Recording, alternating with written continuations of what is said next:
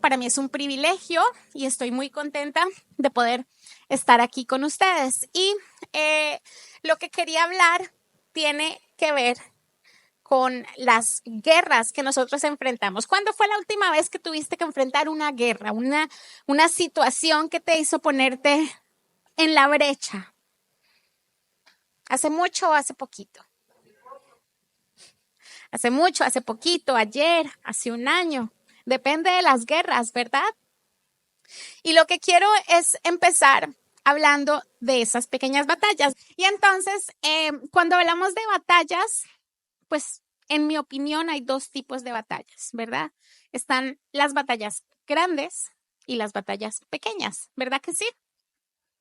Entonces, las batallas que nosotros enfrentamos son muchas veces grandes y otras pequeñas. El tema de hoy lo he llamado cómo tener fe en medio de las batallas pequeñas, ¿vale? Ese es el tema del título del tema de hoy. Y lo primero que quiero hablar es cuáles son esas batallas. ¿Alguna vez has tenido una batalla grande que hayas tenido que enfrentar? Yo te invito a que pienses en un momento en esas batallas, ¿vale? Esas batallas grandes, por ejemplo, pueden ser una enfermedad, así de esas que se nos salen de las manos, o un problema de tener un hijo que está en una situación tan difícil. Yo he visto casos de personas que tienen a sus hijos incluso al borde de la cárcel. Hemos visto situaciones de familias que tienen que enfrentar una pérdida de un ser querido, una muerte, accidentes. Hay tantas situaciones difíciles.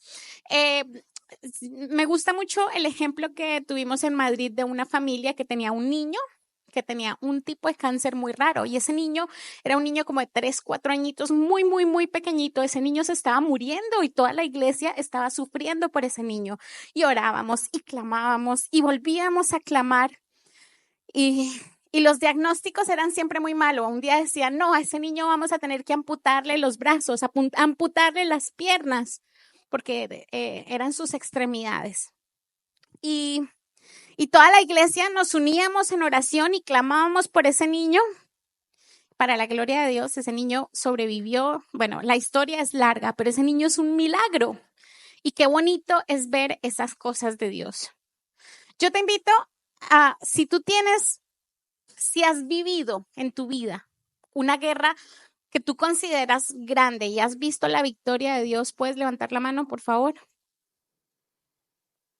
Somos muchos, ¿sí? Muchos. Yo sé que sí. Yo sé que la gran mayoría las hemos vivido. Si tú no la has vivido, no te preocupes, que algún día te tocará. Y no te digo, no la deseo para ti porque el proceso es difícil, pero son cosas que como hijos de Dios vivimos. Y si tú estás viviendo una lucha difícil, mi consejo es no te afanes, porque Dios está contigo. Está contigo y está contigo. Y bueno, ese tipo de luchas es como, ¿me tengo que cambiar de país o no? ¿Esta es la persona para mi vida? ¿Me caso? ¿Sí o no? ¿Va a morir esta persona? ¿Sí o no? Son tantas cosas que son como tan difíciles, una bancarrota, ¿vale? Pero luego tenemos las batallas pequeñas, y esas batallas pequeñas son aquellas batallas que nosotros vivimos en el día a día. Tenemos de esas batallas, esas sí las tenemos todos, ¿verdad que sí?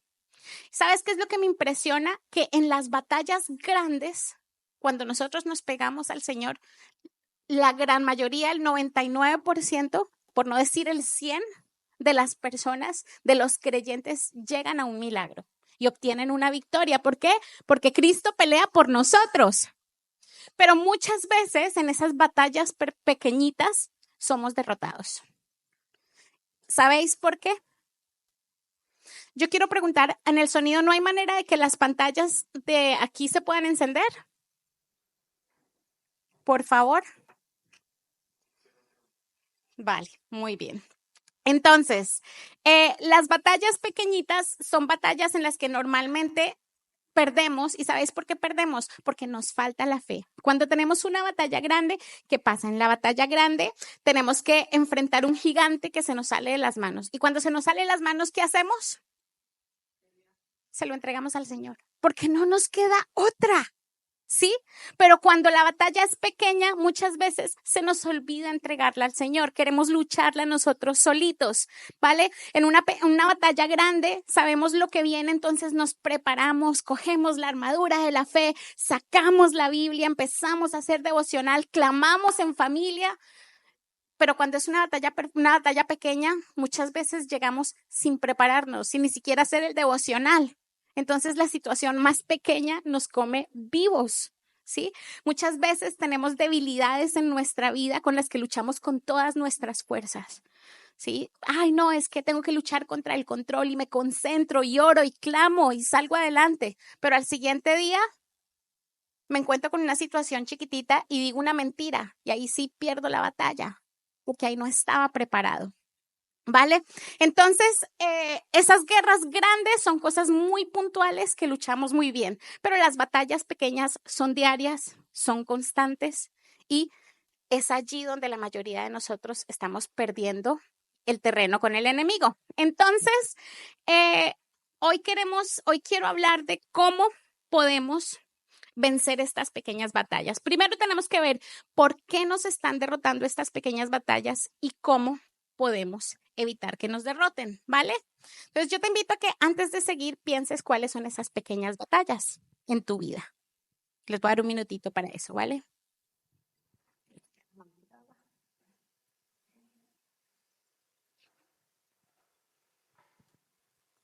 ¿Listo? Entonces, lo primero y lo más importante, yo puedo evitar ser derrotado en estas pequeñas batallas con la palabra de Dios. Ay, pero es que eso ya lo sabía, todo el mundo dice lo mismo. Que sí, con la palabra de Dios, esa es la arma más poderosa que tenemos. Y a veces nos cuesta creerlo. Yo quiero que miremos alrededor y pensemos qué clase de cosas están entrando en nuestra mente. Fíjate en esto. La palabra de Dios, la Biblia, tiene 3 impactos en la vida de las personas. 3 impactos muy grandes, ¿vale? El primer impacto que tiene es que alimenta mi mente, le da de comer a mi mente. ¿Tú tienes una mascotita? ¿Qué pasa si tú no le das de comer a esa mascotita? Bueno, pues cuando nosotros leemos la palabra, le estamos dando de comer a nuestra mente. Una vez vi un documental de McDonald's de un hombre que empezó a comer solo McDonald's por 30 días.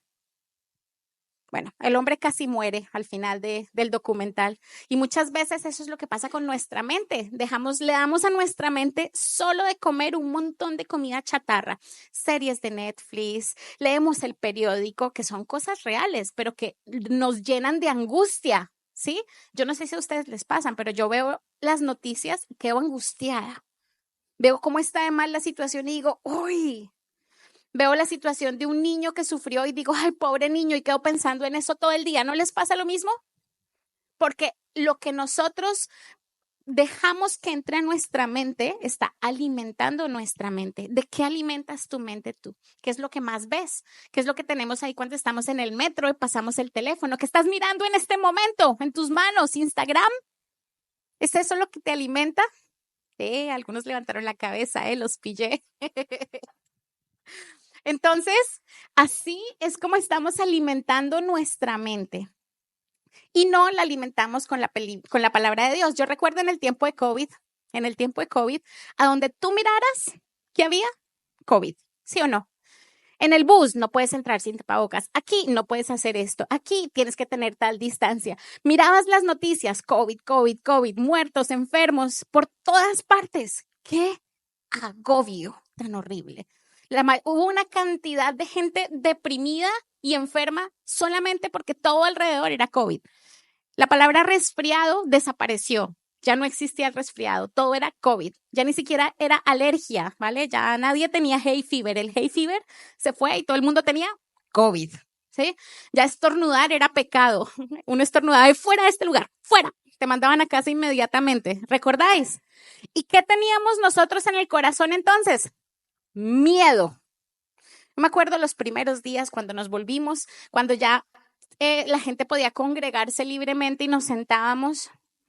Si alguien tenía tos, le tocaba salir corriendo, porque no era más sino que hiciera todo el mundo, ¿cierto? Entonces, esto nos muestra cómo lo que sucede alrededor sí alimenta nuestra mente. Y la palabra de Dios en 1 Pedro 2:2 dice, como bebés recién nacidos, deseen con ganas la leche espiritual pura para que crezcan a una experiencia plena de salvación. Pidan a gritos ese alimento nutritivo. Hay gente que dice que si a ti te gustan mucho esas series de criminales, entre más fuertes, más problemas hay en el corazón. Yo leía un reporte que decía, ¿cómo es posible que la gente se siente enfrente del televisor y se relaje y disfrute viendo cómo están persiguiendo a alguien en la televisión para matarlo? Y uno ahí, pero es lo que ponemos en el corazón. Y la palabra de Dios dice, desea con ganas la leche espiritual pura. ¿Para qué? Para que crezcan a una experiencia plena de salvación. Entonces, si el problema es, dice que podemos evitarlo con la palabra de Dios, lo primero que necesitamos hacer es dejar que la palabra de Dios le dé comer a mi mente, ¿vale? Lo segundo que hace la palabra de Dios, una vez empezamos a leer palabra de Dios, tenemos que tener fe para decir, estoy alimentando mi mente, le estoy dando de comer a mi mente. Lo siguiente que hace es libera la mente. Entonces, primero le da de comer, lo segundo la libera. ¿Alguna vez les ha pasado que están trabajando en un proyecto un poco más difícil de lo normal? ¿Sí? Que requiere horas extra, que requiere esfuerzo extra. ¿No les ha pasado que trabajan todo el día, llegan a casa y de qué hablan? Del mismo proyecto, ¿verdad que sí? Pero ojalá se quedara ahí. Muchas veces uno se acuesta a dormir y sueña que está trabajando. ¿No les ha pasado? Entonces uno trabaja despierto, trabaja dormido, trabaja cuando está en casa hablando con los demás y termina haciendo ese trabajo todo. Pero eso nos pasa con todo y eso demuestra el efecto que tiene lo que nosotros metemos en nuestra mente. Cuando permitimos eso, eso no está liberando la mente, eso la está encadenando de tal forma que ya ni siquiera podemos descansar, ¿cierto? Pero por lo contrario, cuando es la palabra de Dios es la que me alimenta, ¿sí? Tiene que tener el mismo efecto, pero contrario. Entonces, imagínate esto, tú empiezas a leer la palabra de Dios, esa palabra de Dios te da descanso, esa palabra de Dios te afirma, esa palabra de Dios empieza poco a poco a darle de comer a tu mente y luego te acuestas a dormir y mientras duermes, esa palabra se afianza en tu corazón, esa palabra te da fortaleza, esa palabra te renueva. Qué bonito es eso, ¿no? Pero es que esa es la verdad, ese es el efecto que tiene la palabra de Dios en nuestra vida si nosotros nos alimentamos de ella. Entonces, lo primero es, me alimenta y lo segundo es que libera nuestra mente. Juan 8:32 dice, y conoceréis la verdad y... ¿Vale? Familia, escuchar esto, conoceréis. ¿Cómo podemos conocer la verdad? Leyéndola. Leyéndola. La verdad es la palabra de Dios. Conoceréis la verdad. ¿Y esta qué hace? Os hará libres. Qué bonito es saber, todo lo que necesitamos es leer y empaparnos de la palabra de Dios y sumergirnos en la palabra de Dios y nos va a hacer libres. Salmo 107:20 dice, Yahweh, Dios, envió su palabra y los sanó y los libró de su ruina. ¿Cómo hizo Dios para sanar y para librarnos de la ruina? Envió su palabra. Es el arma más poderosa que tenemos, más poderosa que tenemos. Pero no sé, muchas veces estamos en una situación económica difícil, ¿vale? Porque eso está pasando ahora. Uy, no, es que todo está subiendo mucho de precio. ¿Te has dado cuenta? ¿Te has dado cuenta lo que cuesta la leche ahora? ¿Te has dado cuenta lo que cuesta el pan? ¿Te has dado cuenta cómo ha subido la carne? No, y el pollo, y el cordero, y el pescado, no, ese ya salió de la lista de la compra. Sí, ya no hay posibilidad de pescado. Y empezamos a pensar en eso y luego leemos las noticias y van a subir el agua un 40% y el costo de la energía y empieza eso, alimenta. Y empieza uno a angustiarse y a dejar de dormir y a preocuparse de más. Pero entonces, ¿qué necesito? Empezar a alimentarme de la palabra de Dios. Yahweh Jireh, Él provee. Jehová Jireh, Dios mi proveedor, el que no me suelta. y empiezo a cantar, Yahweh se manifestará, ¿sí? Porque eso empieza a darnos libertad, ¿vale? Y necesitamos esa palabra para descansar en el Señor. Y luego, lo siguiente y el tercer efecto que tiene la palabra de Dios es, bueno, una vez más, primero, le da de comer a la mente. Segundo, libera mi mente y eso hace que empiece a bajar al corazón. Pero lo tercero es que me ayuda a reenfocarme correctamente, Entonces, una vez tengo la palabra de Dios clara y baja el corazón, puedo tomar decisiones correctas. Ya no tomo decisiones en base al miedo. Ya no tomo decisiones en base a las estadísticas. Ya tomo decisiones en base a la voluntad de Dios. ¿No nos gustaría eso? Eso es lo que queremos, lo que necesitamos.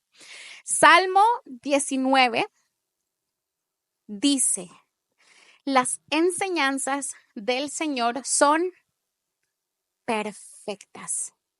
Escucha esto, las enseñanzas del Señor son perfectas. Esas enseñanzas reavivan el alma.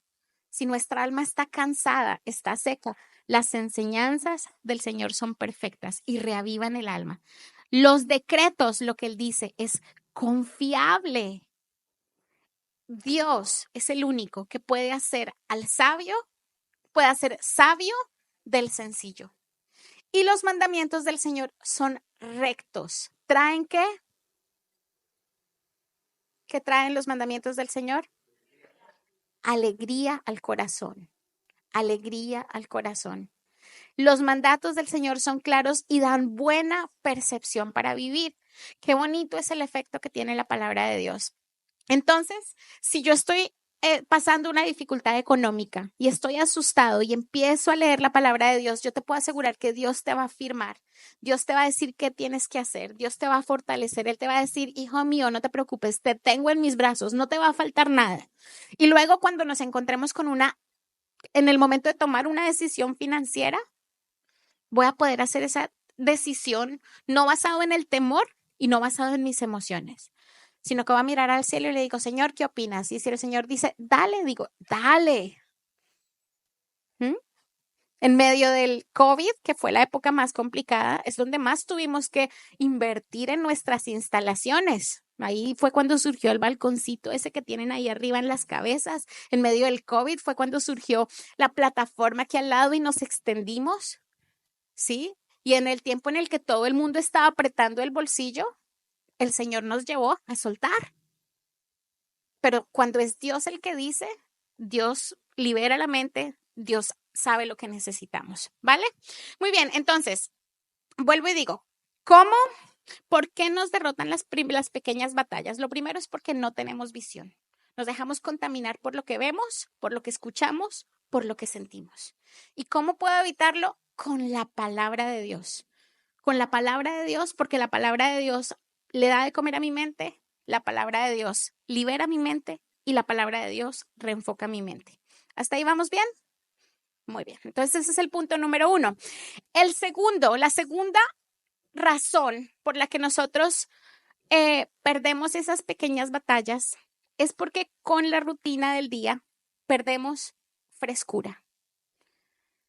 ¿No nos pasa muchas veces que perdemos esa frescura espiritual?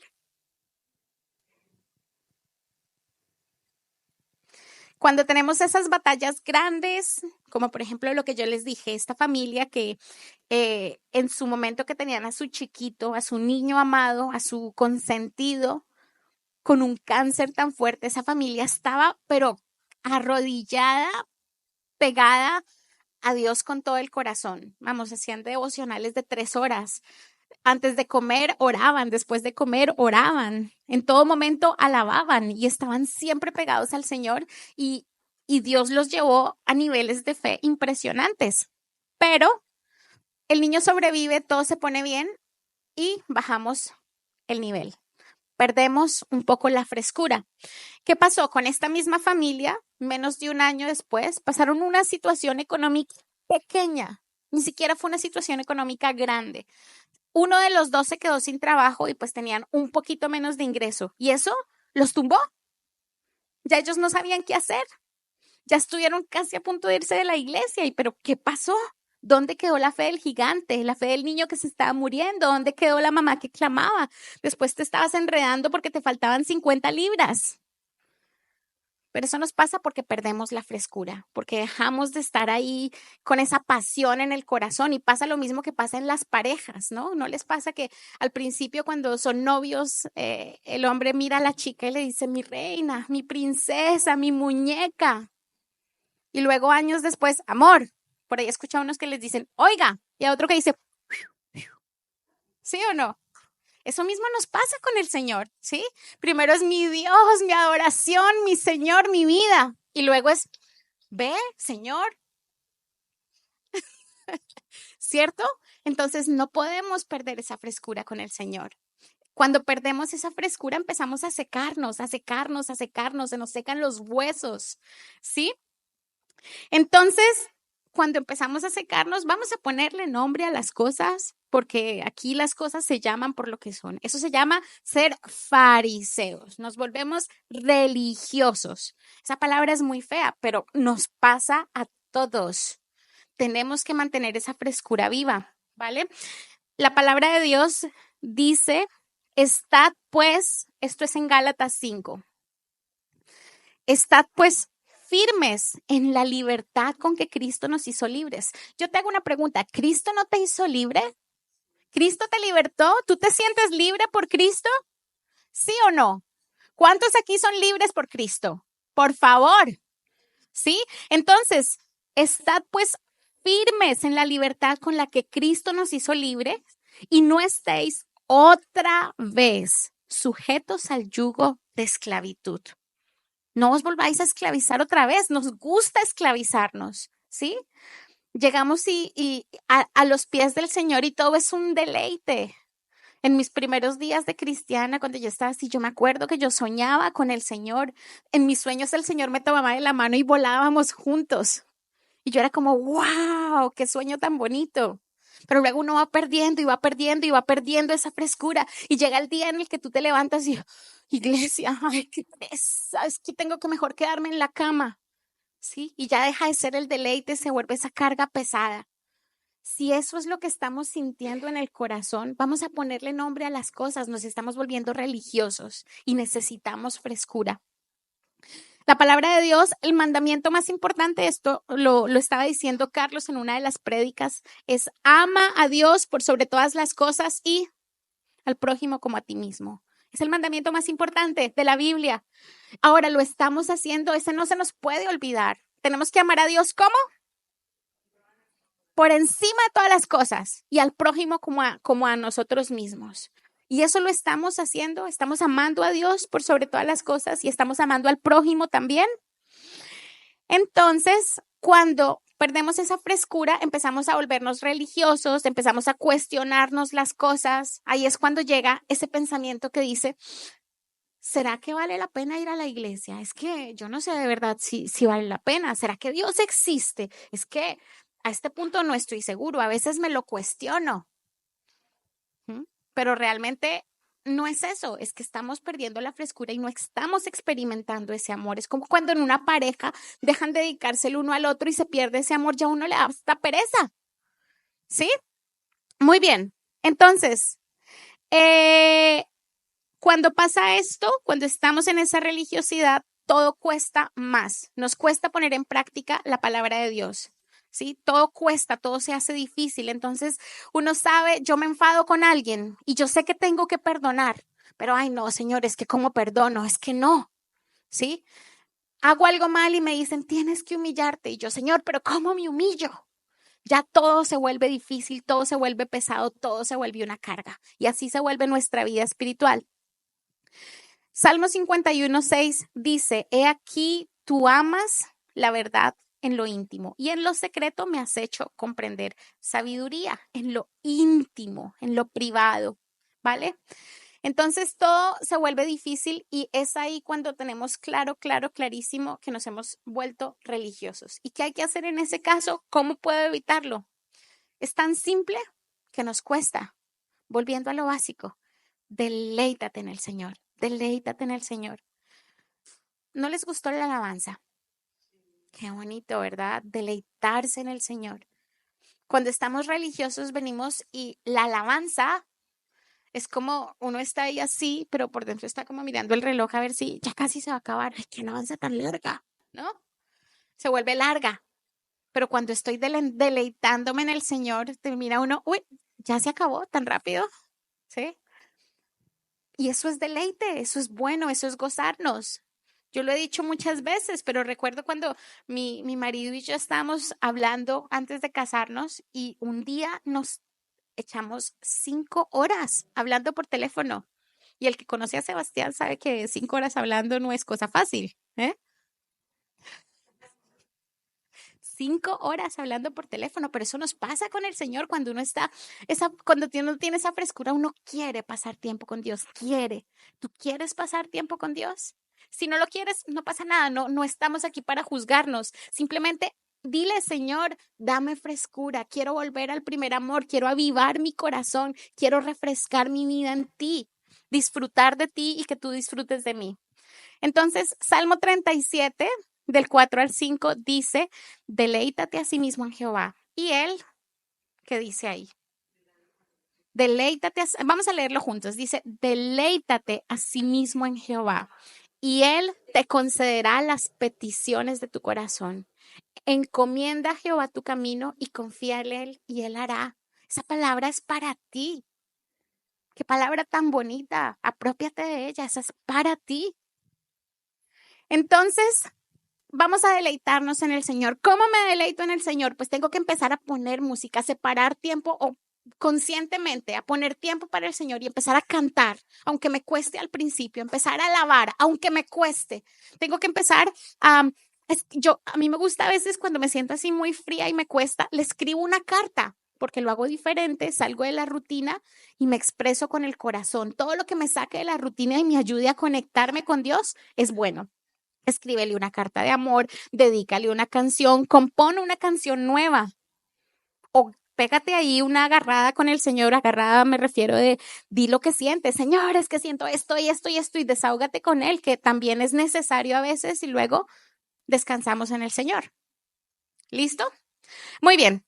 Entonces, vamos dos cosas que hacen que perdamos las batallas pequeñas y dos maneras de evitarlo. ¿Cuál fue la primera cosa que nos aparta, que nos hace perder las batallas pequeñas?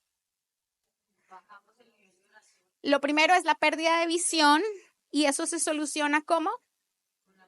Con la palabra de Dios, ¿sí? Y lo segundo es, perdemos frescura y lo podemos evitar deleitándonos en el Señor. El tercer punto y la tercera razón por la que perdemos esas batallas es porque empezamos a pensar mal de Dios. ¿No les ha pasado que pensamos mal de Dios a veces? Sí, empezamos a pensar mal de Dios y es como empezamos a ver ese Dios del Antiguo Testamento. Ese Dios que a veces uno lee la Biblia y ve que Israel, el pueblo de Israel, hizo algo mal y salió Dios y mandó juicio del cielo y cayeron rayos y la tierra consumió al pueblo y murieron no sé cuántos mil, ¿sí? Y a veces uno siente y dice y piensa, no, es que yo me equivoco y ahí viene el Señor a castigarme. Y empezamos a pensar mal de Dios, a creer que Dios quiere castigarnos, a creer que Dios está ahí con el látigo en la mano esperando el momento en el que tú te equivocas y diciendo, a ver, que te estoy mirando, equivócate, y saca el látigo, ¿sí? Pero así no es Dios. Empezamos a pensar cosas que son falsas, ¿sí? Y empezamos a preguntarnos, Dios, pero ¿por qué siempre estoy en guerra? ¿Pero por qué siempre me salen las cosas mal? Y la que más he escuchado es esta, Señor, pero ¿por qué todo siempre tiene que ser tan difícil? ¿No se lo ha preguntado alguna vez? ¿Por qué? ¿Por qué viene otro allá afuera y uno ve que obtiene las cosas fáciles y para nosotros todo es como tan difícil? Y empezamos a pensar mal de Dios. Y eso le pasó al pueblo de Israel cuando estaba en Egipto. ¿Vale? Y en Éxodo 14, el pueblo de Egipto le dijo a Moisés, pero Dios, ¿por qué nos trajiste aquí a morir en el desierto? ¿Acaso no había suficientes tumbas para nosotros en Egipto? ¿Qué nos has hecho? ¿Por qué nos obligaste a salir de Egipto? ¿Sí? Y esa es la actitud que muchas veces tenemos Y esa es la actitud que muchas veces tenemos y empezamos como a verlo todo tan mal. Y a Israel se le olvidó que Dios lo estaba sacando. ¿De dónde? Lo estaba sacando de una esclavitud, ¿vale? Entonces empieza Dios a rescatarnos. Estamos en la mitad del proceso, pero empezamos a ver las cosas pesadas, difícil. Dios, pero ¿por qué siempre el maná? ¿Vale? Y olvidamos la visión. En Éxodo 16, vuelve y dice el pueblo de Israel, si tan solo el Señor nos hubiera matado en Egipto, protestaban. Allá nos sentábamos junto a las ollas llenas de carne y comíamos todo el pan que se nos antojaba, pero ahora tú nos has traído a este desierto para matarnos de hambre. Entonces el pueblo dejó de ver la liberación que estaban viviendo y simplemente veían los pequeños faltantes. Entonces nos pasa eso. Entonces eso es como y todos los hemos vivido en algún punto, ¿no? Como cuando uno no tiene dinero y dice, Señor, pero ¿cuándo es que va a llegar la provisión?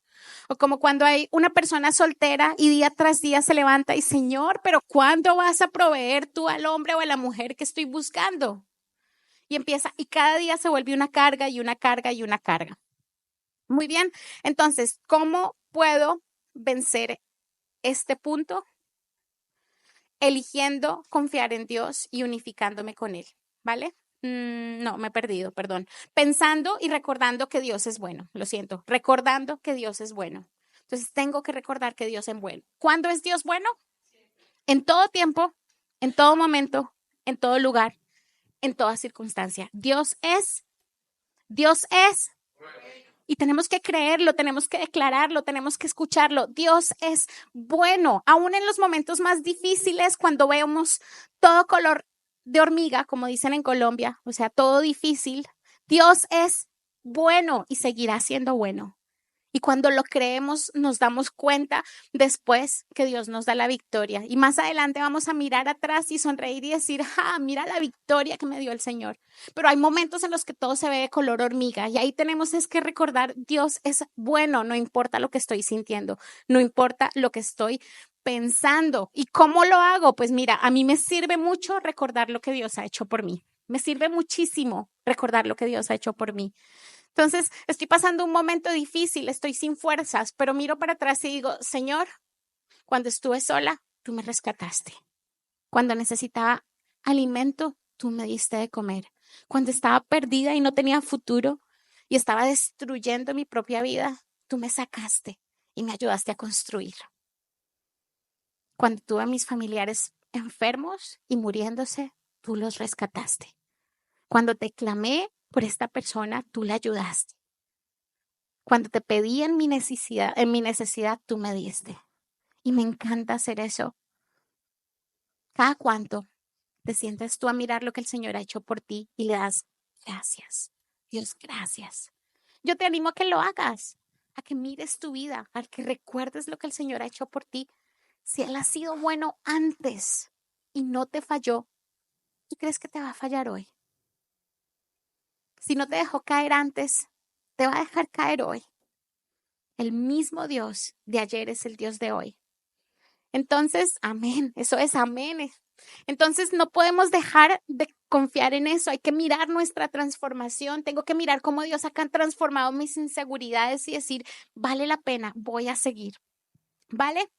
Muy bien, entonces, hasta ahí vamos, voy a repetir los puntos para que queden claros por qué perdemos las batallas. Uno, por falta de visión, y eso se soluciona con la palabra de Dios. La palabra de Dios nos alimenta y nos cambia.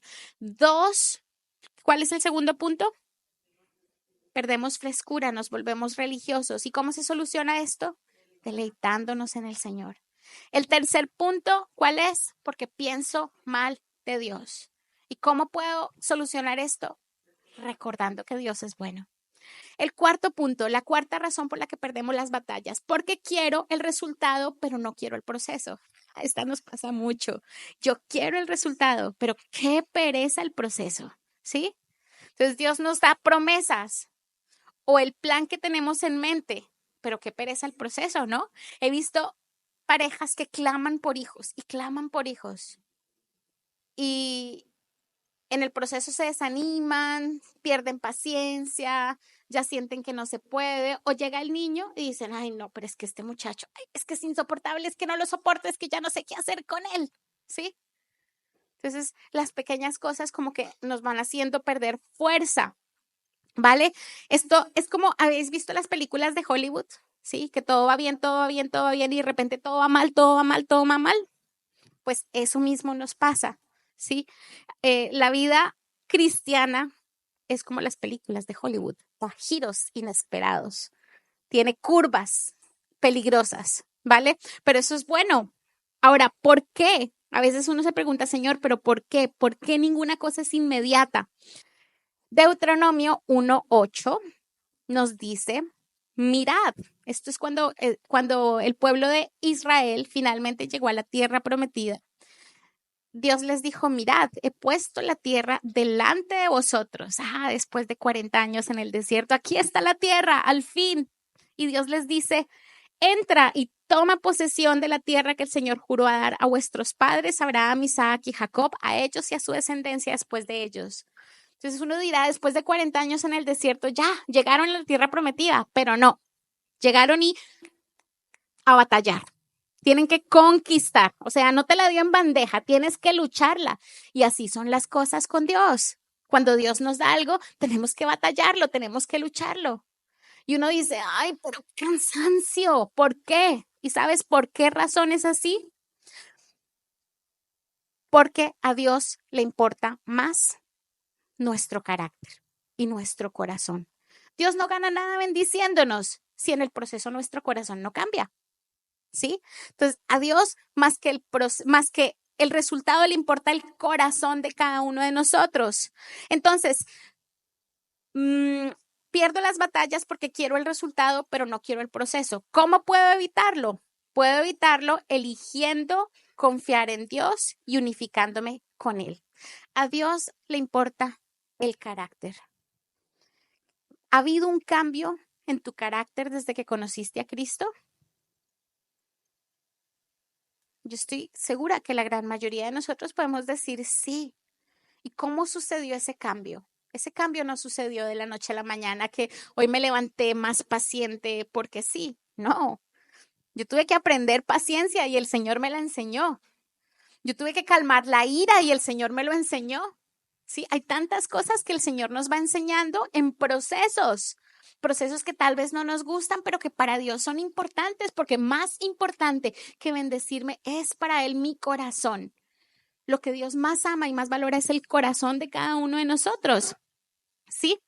Y entonces, la palabra de Dios dice, Efesios 4:22-24, por eso, Efesios 4:22-24, por esto ya no vivan ni se conduzcan como antes, cuando los malos deseos dirigían su manera de vivir. Ustedes deben cambiar completamente su manera de pensar y ser honestos y santos de verdad, como corresponde a las personas que Dios ha vuelto a crear para ser como Él. Vamos a dejar este versículo en pantalla un momentito y quiero que pensemos en esto, ¿sí?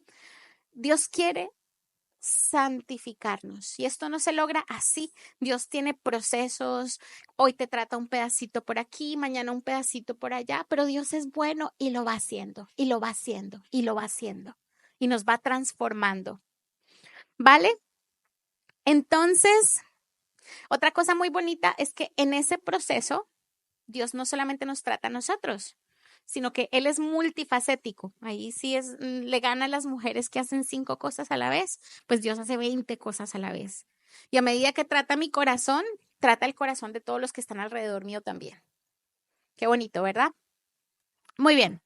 Entonces, Dios mandó a Israel a conquistar.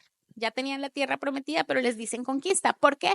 Porque seguro que si Dios les da la tierra así de fácil, en menos de 2 años se convierte en Sodoma y Gomorra otra vez. No, Dios necesita un pueblo dispuesto, un pueblo capaz de levantar una tierra santa para Él. ¿Vamos bien? Muy bien. Entonces, para poder unificarme con Dios y confiar en Él, cuando a veces no nos gusta el proceso, a mí me gusta mucho este versículo porque me anima. Y es Jeremías 29:11. Y dice la palabra de Dios, habla Dios, ¿vale? Yo sé muy bien lo que tengo planeado para ustedes, dice el Señor. Fíjate, el Señor te dice, yo sé muy bien lo que tengo planeado para ustedes. Fíjate en eso, Él tiene un plan para tu vida, ya pensado, ¿vale? Y dice, son planes de bienestar, no para tu mal, no, lo que Dios quiere contigo es bueno, es agradable, tú lo vas a disfrutar. Son planes para darles un futuro y una esperanza. Otra versión dice, son planes de bien y no de mal para darte el fin que tú esperas, lo cual también me gusta mucho porque muestra que Dios quiere complacer nuestros anhelos. O sea, como un buen padre a su hijo quiere complacerlo, ¿vale? Entonces, aprender en ese proceso de confiar en Dios, cuando yo decido confiar en Dios de esa manera, entonces el proceso se vuelve más fácil. Yo creo que si el pueblo de Israel hubiese confiado en Dios, esos 40 años de desierto hubiesen sido ¿cuánto? 40 días, probablemente, ¿verdad? Sí. Yo creo que muchas veces hay personas que dicen, es que yo lo he escuchado con jóvenes que dicen, es que yo me quiero casar ya, me quiero casar ya, pero Dios no responde. Y yo estoy segura que el día que empiecen a disfrutar de la soltería, Dios les dice, mira, aquí está. Pero hasta que no disfruten y no se deleiten en ese proceso, no llega el siguiente paso. ¿Vale? Muy bien. El siguiente punto.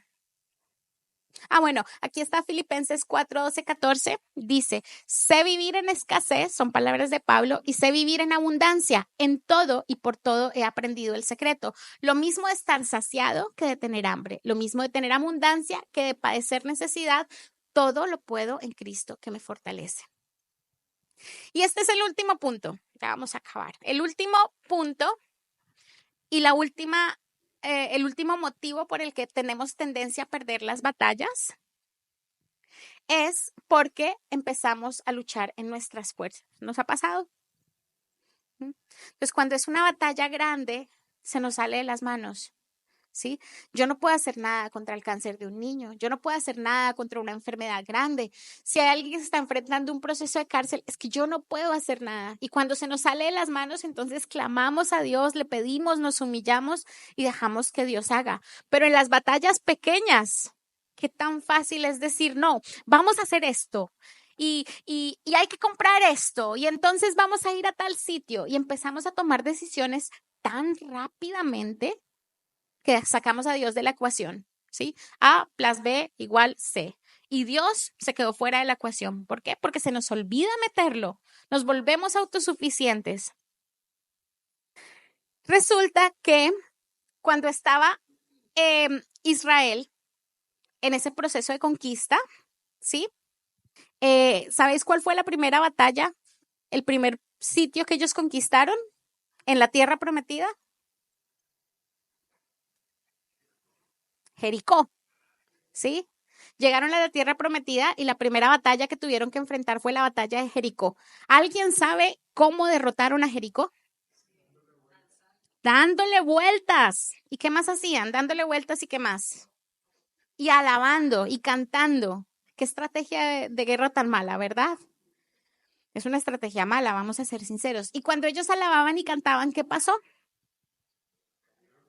Los muros de Jericó se cayeron y el pueblo se confundió y se mataron los unos a los otros. Vaya pedazo de victoria, vaya experiencia tan grande. Qué hizo el pueblo de Israel? Lo justito, lo justito. No tuvieron que esforzarse mucho. Dios hizo la obra. ¿Quién fue el valiente? Dios. ¿Quién dio la victoria? ¿Quién fue el guerrero? Vale. Salen de Jericó y sigue la siguiente batalla. La siguiente batalla era de un pueblo que se llama Ahí, ahí, ¿sí? ¿Dónde quedaba ahí? Ahí. Y dice Josué 7, versículos 2 y 3. Josué, que estaba a cargo del grupo, envió a unos hombres desde Jericó a la siguiente ciudad a la ciudad de Ahí, que está cerca de Betamén, al oriente de Betel, y les dijo, vayan y espíen la tierra. Y los hombres fueron y espiaron a Ahí, porque cuando ellos iban, espiaban para poder hacer la estrategia de guerra y como tantear cómo estaba el terreno, y volvieron donde estaba Josué. Y le dijeron, Josué, no hagas que todo el pueblo vaya a pelear contra Ahí. Hay con unos 2,000 o 3,000 hombres se puede atacar ahí. Así que no los molestes a todos haciéndolos a ir allá, porque ellos son pocos. Entonces el pueblo que dijo, no, mira, ¿sabes qué, Josué? No te molestes de mandar a todo tu ejército. ¿Para qué? Es un pueblo pequeño, no hace falta. Manda unos poquitos, que con unos poquitos es suficiente. No necesitamos gran cosa para vencer a Ahí. ¿Y sabéis qué pasó? Adivinad qué pasó. ¿Qué creéis que pasó?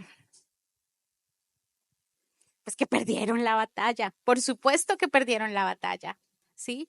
Hay varias razones, dos razones específicas por las que el pueblo de Israel perdió contra Ahí. Una era porque habían algunos que habían desobedecido una instrucción de Dios de no tomar botín de Jericó, pero eso es otra prédica. Pero la otra razón es porque se confiaron. Ya no querían que Dios luchara por ellos. Ya no era el Dios que derribó las murallas de Jericó y que confundió al pueblo. No, ahora era Israel, el ejército de Israel, los fuertes y valientes y unos poquitos porque son suficientes. Nos volvemos autosuficientes, ¿vale? Y esto nos pasa a nosotros un montón. Y yo quiero que reconozcamos en qué áreas nos pasa, ¿sí? ¿No te pasa? ¿Cuántas veces he escuchado que eh, hay gente que dice, no, es que esta semana tuve como dudas, estaba como creyendo mal, como que me sentía solo, tenía mucha soledad en el corazón y me quedé en casa y no quise salir? ¿Por qué no buscas ayuda? No, porque es que es algo insignificante. ¿Para qué molestar a mis autoridades? ¿Para qué molestar a mis líderes con esto? Si es que no es nada grave, nada grave. Eso es lo que te hizo quedarte en casa y perderte un montón de bendiciones. Entonces nos resistimos a buscar ayuda. ¿Por qué? Porque vemos las cosas muy pequeñas y empezamos a enfrentarlos en nuestras fuerzas. Y es ahí cuando perdemos, es ahí cuando fallamos. ¿Sí? Ahí. Cuidado con ahí. Es ahí, en las pequeñas cosas. Entonces es importante que pensemos en eso y cuáles son esas pequeñas batallas en las que ya dejamos de depender de Dios, ¿vale? Eh, Otra cosa que nos desanima mucho es cuando tenemos pequeñas recaídas, ¿sí?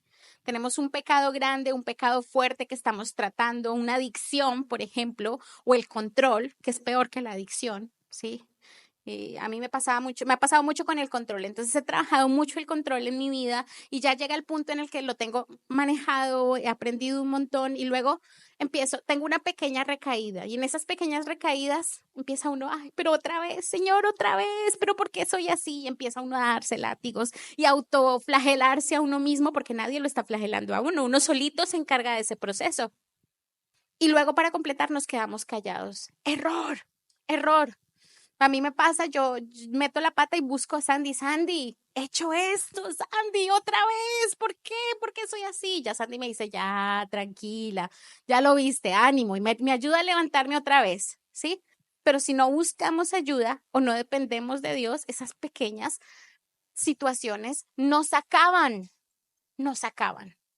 No podemos dejar que esto nos suceda. Tenemos que depender de Dios en lo grande y en lo pequeño. ¿Vale? Entonces puedo evitarlo aprendiendo a depender de Dios cada día, aún en lo pequeño. La palabra de Dios es tan simple, tan clara, tan verdadera. Simplemente dice, buscadme y viviréis. Es así de simple, es así de sencilla. Y el consejo de Dios es mucho mejor que el nuestro y a veces queremos depender del consejo de los demás o de nuestra propia prudencia. Primero de Corintios 1 nos dice, Primera de Corintios 1 del 25 al 29, nos dice, este versículo es muy lindo, dice, porque la necedad de Dios es más sabia que los hombres. Lo más necio de Dios es muchísimo más sabio que los hombres. Y la debilidad de Dios es más fuerte que los hombres. Pues considerad, hermanos, vuestro llamamiento. No hubo muchos sabios. ¿O aquí hay algún sabio? No hubo muchos sabios conforme a la carne, ni muchos poderosos. ¿Aquí algún poderoso? ¿Aquí algún noble? No, sino que Dios ha escogido lo necio del mundo para avergonzar a los sabios, y Dios ha escogido lo débil del mundo para avergonzar lo que es fuerte. Entonces, qué bonito es saber que no necesitamos ser gran cosa, no necesitamos saber un montón, no necesitamos ser expertos, no necesitamos ser súper profesionales, porque de lo más pequeño, Dios hace cosas grandes. Y la realidad es que las luchas nos cansan, nos agotan, nos sentimos a veces agotados de esas pequeñas luchas. Juan 15:5 dice, yo soy la vid y vosotros sois los pámpanos. El que permanece en mí y yo en él, este lleva mucho fruto, porque separados de mí nada podéis hacer. Qué bonito es esto. La victoria está en permanecer en el Señor, en permanecer en el Señor, en permanecer en el Señor, no en hacer una oración mágica, no existe oración mágica, no en estar todos los domingos en la iglesia, tampoco. La victoria está en permanecer en el Señor. El que permanece en mí, yo permanezco en él, y este lleva mucho fruto, y separados de mí, nada podéis hacer. Así que con esto ya tenemos todos los puntos claros, ¿verdad que sí? Entonces, yo sí quiero animar a que cada uno de nosotros oremos y le digamos, Señor, yo quiero cambiar mi estrategia de guerra. Esperamos que haya sido de bendición para ti. No olvides compartir este vídeo con otras personas para que pueda ser de bendición para ellas también. Te animamos a que te suscribas a nuestro canal si aún no lo estás, para que te lleguen las notificaciones del nuevo contenido.